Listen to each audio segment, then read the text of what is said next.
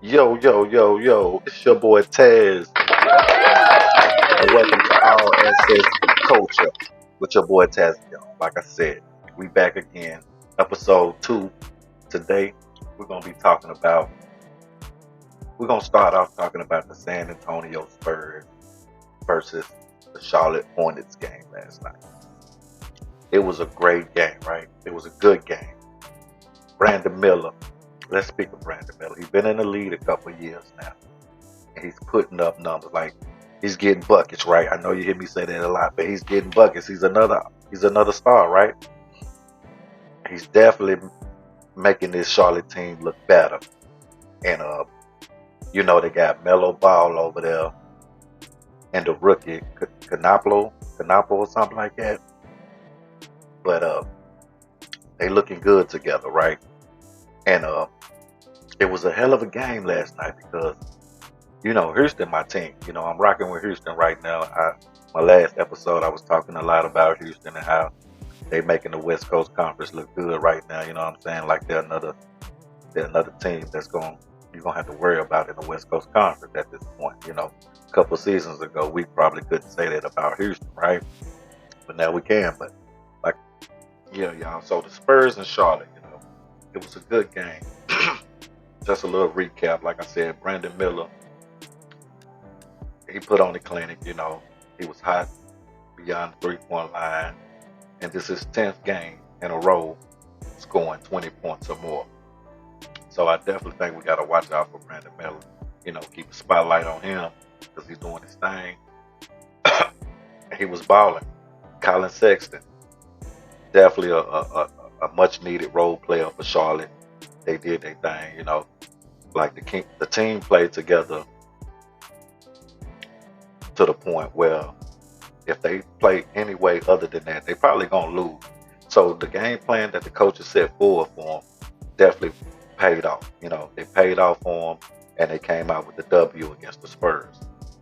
Now, like I was saying, it was looking like it was gonna be a blowout.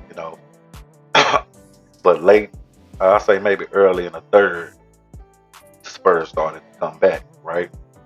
Spurs started to come back, and with the Spurs being number 2 in the West Coast Conference right now, I knew they was gonna put up a fight.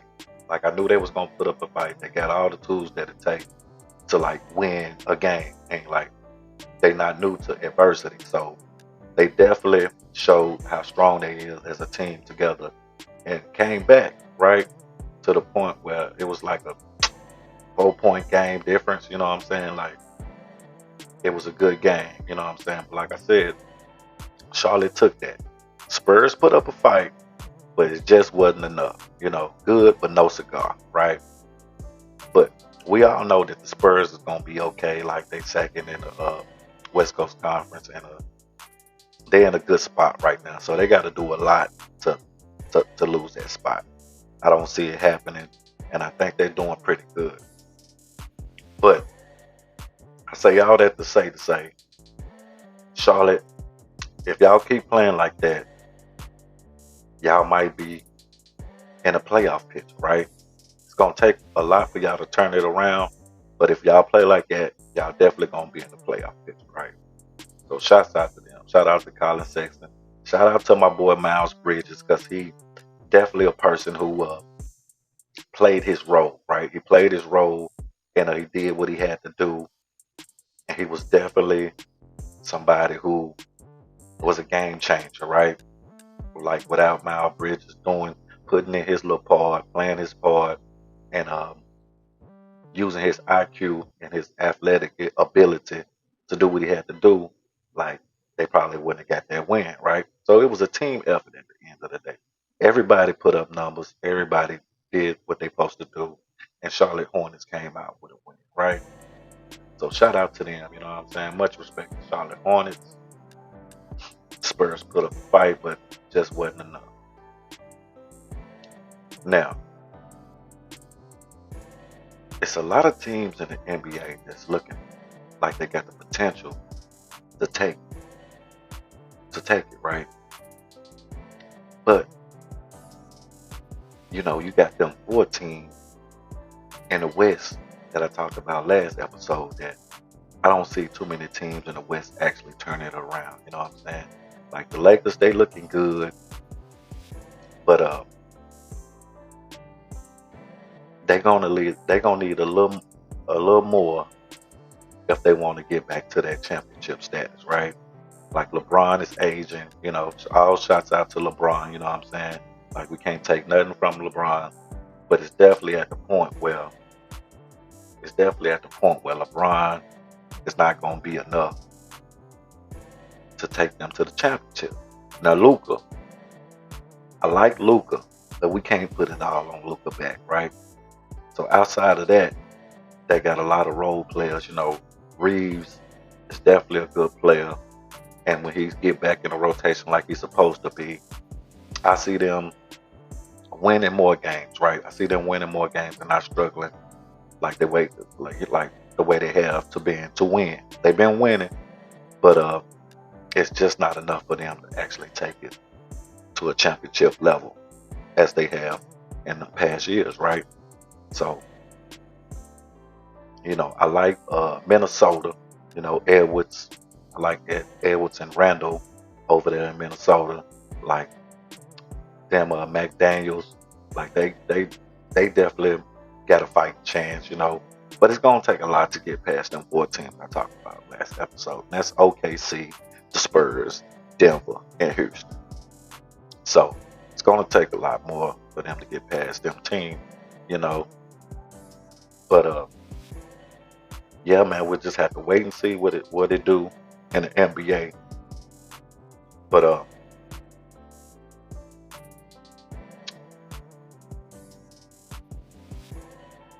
it was a good game. It was a good game, right?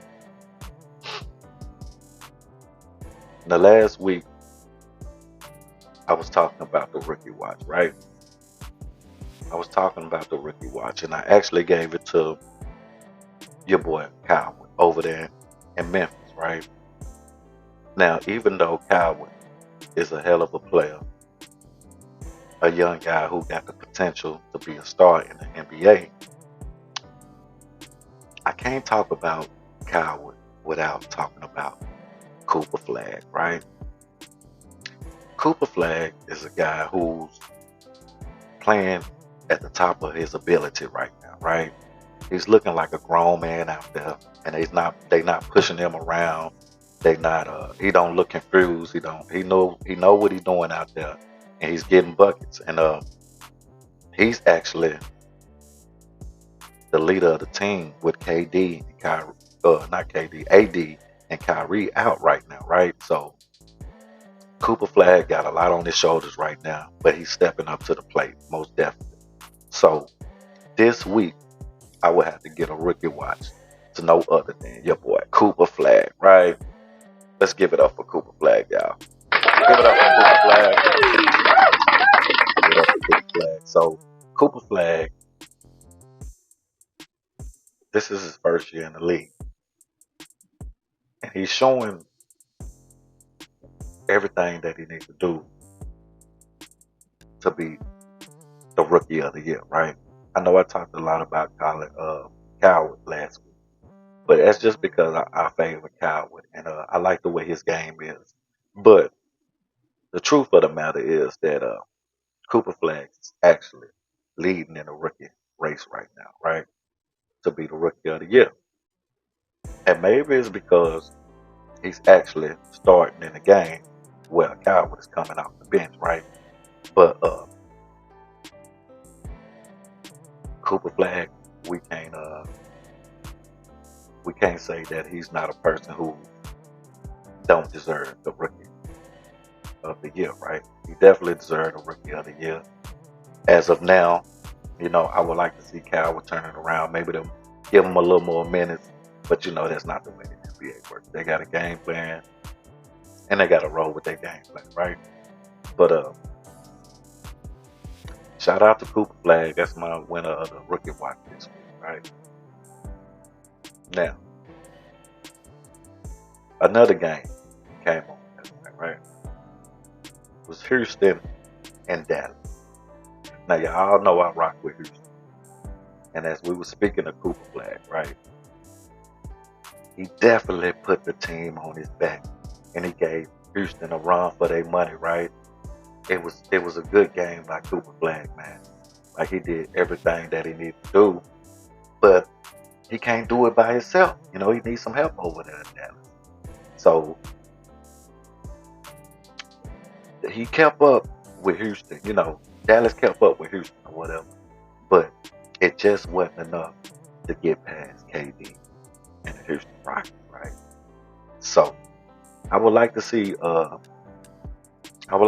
Dallas get healthy over there, but as of right now, it's not looking good, right? It's not looking good. But we'll see what happens with Dallas, you know, later on in this year.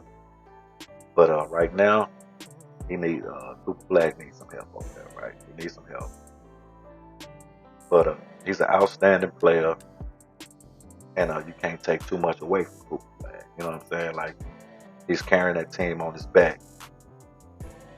Now I know in the comments a guy said that he thinks that come playoff time that Reed Shepard is going to be the most impactful player.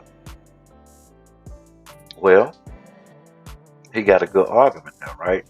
Because I watch Reed Shepard, and he's definitely one of those guys who look like he's stepping up to the plate, right? I'm gonna put it like that. I ain't gonna say that he's outstanding and this or that, but he's definitely stepping up to the plate, and you can tell that he wants it and he's fighting for it, right? So shout out to Reed Shepard. You know what I'm saying? We'll have to see what happens come playoff time, but Houston will definitely be there, and we're gonna see what Reed Shepard do. But you know, we just have to see. Now, let's switch it up a little bit, right? Let's switch it up a little bit, and we're gonna talk about a little rap news, right? We're gonna talk about a little rap news, right? So, I don't know if you've been watching your boy Academics over there, but apparently Academics they got the shit slapped out of him. What? The shit slapped out of? The shit slapped out of him. He claimed that he didn't. He said a nigga was able to push up on him in a ride, you know what I mean, through his security. And he say that Talil backdoored him. He say Talil backdoored him, y'all. What y'all think about that? Did Talil backdoor Academics? I don't know. I don't know. It's hard to believe, right? Academic definitely was super upset with everything that went on in the situation that happened. But say little baby, one of his little homies, pushed up on him, started talking about a 4PF this, 4PF that. Next thing you know, slap! 5 fingers to the face, straight up. Now, Academics say, nah, I had the window rolled down. These niggas pussy. These niggas pussy, yo. Well, the way that you was pissed off says a little different, man. Like, I don't know. Just by looking at your reaction, you definitely pissed off. So, X say that he ain't worried about the little guys, right? He said he ain't worried about the little guys. He wanna confront little baby. He say he want a one-on-one with baby, right? He say he want to fade with baby. He say baby pussy. Well, them some harsh words that he's saying, right? Like, it's all good when you behind your keyboard and you feel safe, you behind your security. But security can't save you all the time, man. It shows by the way that little buddy was able to push up on your ass. So you got to be careful by the energy that you putting out, right? You're putting this energy out, and sometimes that shit come back to you. But you definitely have to been through some shit and know some shit to know that. So I would just say academics, be careful. You definitely top dog in the game right now. Taking my hats off to you. But that gangster shit don't look good on you, G. You know what I'm saying? Leave that to the niggas who want to portray that. You know what I'm saying? And but yeah, y'all. Act say he want to fade with Lil Baby. Now, doing the episode of academics, he was pissed off. He started calling Aiden Ross, right? He called Aiden Ross, and Aiden Ross might have called him, and he said that he just got off the phone with Baby, and Baby said, "Set it up, let's do it." Oh shit! When I tell you, the energy that academics gave off was crazy, like crazy, right? He gave off crazy energy, y'all, and he called Wack 100, and he tell Wack, set up the fight. He need him to manage this, right? He say he need Act to manage the fight. Now, I don't know if that's a fade that academics want, right? I feel like academics think just because maybe he got the size on Lil Baby, that it's an easy win, right? But we all know that size doesn't determine if a nigga got them hands or not, right? Especially when academics is not from the hood, you know what I'm saying? Seem like he never been in a fist fight in his life. And Baby being from the trenches. It's facts. He's not no house nigga. He been outside. Been to the pen. So I don't know. Either or. I can't say who's gonna win if they actually fight. But my money's on Baby. Straight up. My money's on Lil Baby. I'm taking a nigga from the hood all day. You know what I'm saying? I can't see academic putting a two-piece on Lil Baby. I can't see it. But we definitely have to wait and see what happens with that. You know what I'm saying? But then you got your boy 250. That's right. Switched it up on y'all ass. 250 finesse 2 times. Say he want to get it on with Offset. Now this beef actually comes out the blue, right? I don't know what's going on with the Offset and 2 times 250. Excuse me, with the 250 situation, but I think it's all over a live with 250 that spoke on maybe Cardi B and his family and things like that. And Offset said he want the fade. Let's do it. Now, 250 say that he'll beat the brakes off of Offset. He say it's penitentiary rules in effect, right? He say that you know, by him being from the pen, this is what he do. He said he'll do 1,000 burpees in 2 weeks. He'll do 1,000 burpees 2 weeks straight to get in shape. Gonna stop smoking, gonna stop drinking, stop, you know what I'm saying? Stop the pills, you know what I'm saying? And get in shape. So we'll have to wait and see what happens with 250 and the Offset situation, right? We're definitely gonna have to wait and see what happens with that. But I'm definitely here for it. You know what I'm saying? I want to see all that. You know what I'm saying? Now they say Offset ain't gangster. Some people might say Offset ain't gangster. Whoop de whoop. I don't know. We'll just have to wait and see. But one thing for sure, you never underestimate another man, right? You never underestimate another man because you don't know what that nigga been through and how he feel. And when it comes down to it, how good his hands is, right? So I'm here for it. I want to see all that. Set it up, Aiden Ross. Set it up, Wack. If we got to pay, I'm paying to see that. You know what I'm saying? Straight up. Straight up. I'm here to see that. But since we talking about fight, you know what I'm saying? We talking about fade, right?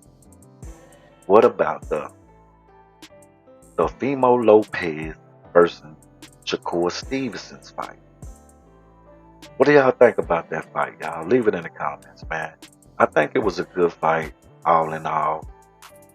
But me personally, I just feel like the boxing game is a little different now. You know, people fight not to get hit, which is smart. That's all in boxing, right? That's the point of boxing, to hit and not get hit.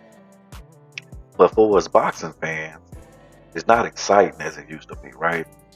We actually want to see y'all mix it up and you know, get a crowd a run for their money. You know, we want to see somebody get hit. You know what I mean? And at the end of the day, like Shakur Stevenson, he took it. It was a win. But I don't think the actual judges judged it right. I think he did a little more than what the judges said. But I'm not a judge and I'm not a boxer. So at the end of the day, Shakur Stevenson won it. Do I think he won it? Absolutely. He absolutely won the fight. But I think it might have been a little closer than what the judges scored it. So now after the fight, your boy Lopez said he done with fight. He said he's about to retire. He said he don't want no more smoke in that ring. He want to be here for his family and his kids, and he want to enjoy the rest of his life, which is understandable. Well, how I feel with that situation is, I feel like Timo Lopez is a great talent to the boxing world, right? And I would hate to see him retire so fast. You know, he's 27, something like that, 27, I think. And I would hate to see him retire so quick because I feel like he got much more to offer to the boxing game, right? Now they say after a loss, all it's been said that a lot of fighters start talking about retirement, you know, and it's just a mind state thing. Like after the fight, they just feel like they want to give it up. But me personally, I hope it's not true for the Fimo Lopez, because he's definitely a great fighter. I like to see him fight. I like his swag. You know what I'm saying? He talks shit, and he can back it up at the end of the day.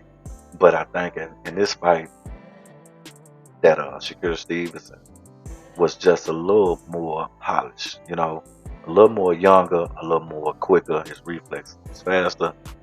Lopez wasn't able to hit him. You know what I'm saying? And that's what it boiled down to. So it was a good fight, but Shakur Stevenson ended up taking it. So shout out to Stevenson. Shout out to Steve for taking the fight. You know what I'm saying? It was a good fight at the end of the day. You know what I'm saying? So we're gonna switch it up a little bit, and we're gonna talk about just shit in general, right? We're gonna talk about shit. So we're gonna talk about, you know, the YNs and the state that we in right now in this world, right? So things can definitely change. It seems like these young niggas will blow your ass off for nothing, you know what I mean? Back in my day, it used to be about getting some money. And if you killed the nigga, you killing him because he probably done robbed you or he did something to your family and he crossed you some kind of way. It definitely wasn't about no gang or no things like that, you know what I mean? So the times have definitely changed, and I hate to see that my young black brothers out here killing each other for what it seems like to me, nothing. You know what I'm saying? But I know a lot of people is forced into this life. You know, a lot of people is born into this life. So what I mean by that, for example, like you might have a father, older brother, older cousin who was claiming whatever before you even was born. So you was born into it. So ever since birth, you was being raised, taught to hate another set, hate another color. Well, all I can say to that, man, at the end of the day, we all individual. And whatever you do, that's your choice. But for every choice that you make, there's a consequence, right? There's definitely a consequence. So I would say don't be a follower, right? Whatever you do, do it because you want to do it, not because it's a trend to do or just because everybody else is doing it. Like it's way much more stuff you can be out here doing with your life, being productive, right? You know, I know it sounds cliche, but definitely like if you apply yourself, you can see things that you never seen before in life. You can get outside the 4 block radius of your hood, right? And sometimes that's what it takes. It takes a little exposure to the world for people to actually understand that there's more out here in this world than what you see every day. There's more out here in this world than drug dealing and killing, stealing, conniving. You know what I'm saying? Like people is actually living their best life out here. They taking trips, they on beaches, they handling their business, they following their dreams. So I just want to say, man, you can do it too. Just apply yourself. You know, sometimes it takes for you to get away from the crowd that you're around to actually start thinking for yourself. And, you know, by that being said, you know, you can start thinking for yourself so you ain't got nobody put no battery in your back and you actually got the time to sit alone to think about actually what you want to do for yourself, right? So I just like to say to my young black brothers, man, we can do better. You know what I'm saying? I don't want to be all corny and shit, but I actually care about my people. So don't listen to all this internet shit. I know it's all entertainment and all this shit that the podcast is preaching, you know, but you got to be able to distinguish real shit from fake shit.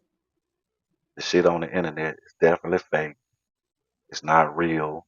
You know, people is not gangsters they say they is. There's some real niggas out here. Some niggas will blow your ass off for nothing, and that's true. But to me, all that shit is petty shit. You see what I'm saying? Like, is that actually a way that you want to live?